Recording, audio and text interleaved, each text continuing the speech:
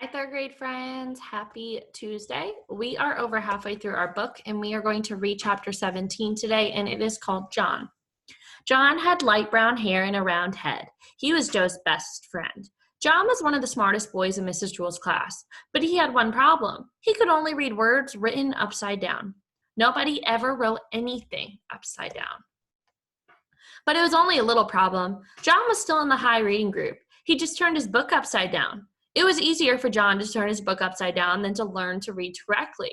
But the easiest way isn't always the best. Mrs. Jewell said, John, you can't go on reading like this. You can't spend the rest of your life turning your books upside down. Well, why not? Asked John. Because I said so, said Mrs. Jewell. Besides, what happens when I write something on the blackboard? You can't turn the blackboard upside down. No, I guess you're right, said John. I know I'm right, said Mrs. Jewell. You are going to have to learn to stand on your head. John could not stand on his head. He had given up trying. You would have to, if you have fallen over as many times as he has. Joe was John's best friend. He could stand on John's head. Every time John fell over, Joe stood on his head. After all, what are best friends for? My head is too round, Mrs. Jewell. I can't stand on it, said John. Of course you can, John, said Mrs. Jewell. If Joe can stand on your head, so can you. It's easy, John, said Joe. I can't, John repeated. I always fall over. Nonsense, said Mrs. Jewell. All you have to do is find your center of balance. Now up you go. John put his round head on the floor and swung his legs up. He fell right over. Then Joe stood on John's head. See, John, it's easy. Nothing to it, Joe said.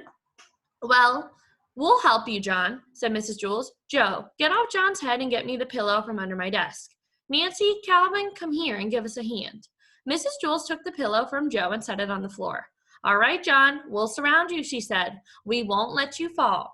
John put his head on the pillow and swung his legs up. He started to fall one way, but Nancy pushed him back up. Then he started to fall another way, but Calvin straightened him out. John kept falling a little bit this way and a little bit that way until at last he found his center of balance. Hey, look at me, said John. I'm really up. I'm standing on my head. I found my center of balance. It's beautiful. I can read the blackboard. Hey, Calvin, bring me a book. And you don't have to turn it upside down. Ha ha. Hey, whoo, ah. Bam. While Calvin went to get the book, John fell flat on his face. You better stay off my head, Joe, he warned. Are you all right, John? Asked Mrs. Jewell. Yeah, I think so. I feel a little funny. Hey, I can still read the blackboard, and I'm not upside down. I can read right side up now. When I fell, I must have flipped my brain or something. This is wonderful, John, said Mrs. Jewell. Here, put the pillow back under my desk. As a reward, you may have a Tootsie Roll Pop. They are in the coffee can on top of my desk. John placed the pillow on top of her desk, and then he looked under the desk. But he couldn't find the Tootsie Roll Pops anywhere. All right, friends, I hope you have a great Tuesday, and I will be back tomorrow with chapter 18.